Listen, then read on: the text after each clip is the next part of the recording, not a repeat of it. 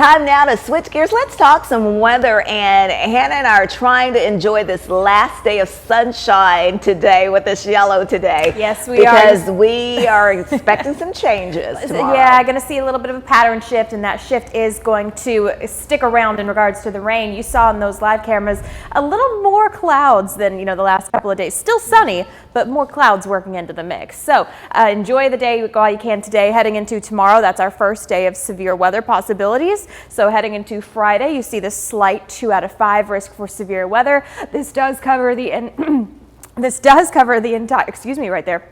This does cover the entire viewing area, and the risks for this are going to be the possibility for some damaging winds and hail. You see that the tornado threat really not existent in our area. That is farther out to the west, but still definitely going to be keeping an eye on all forms of severe weather potentials heading into tomorrow, just so you guys can have peace of mind to make sure you guys know what's going on. Heading into tomorrow, the damaging wind outlook is going to be the biggest risk that we could see, that 15% 2 out of 5 risk for some damaging wind gusts. Could see some tree roof damage, as well as maybe a few power outages. And then over to the west, could see the possibility for some hail. So that is the lower end of the spectrum there, but some of that hail could be on the larger side. Now heading into Saturday, basically the same story. You see that slight 2 out of 5 risk in the yellow covers a huge swath of our viewing area.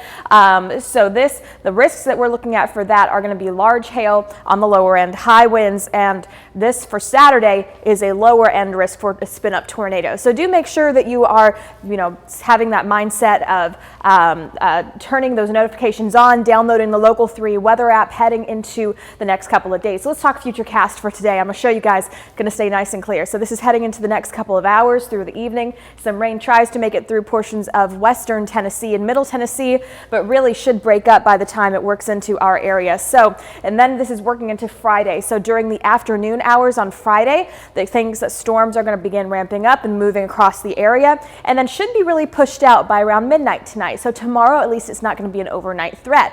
Heading into Friday evening, that's when the next round, or excuse me, this is going back in time a little bit. My apologies. Heading into Saturday morning, there we go. Heading into Saturday morning, going to get a little bit of a break period, and then during the afternoon into the evening, that's when you see that rain start to work its way in with those storms.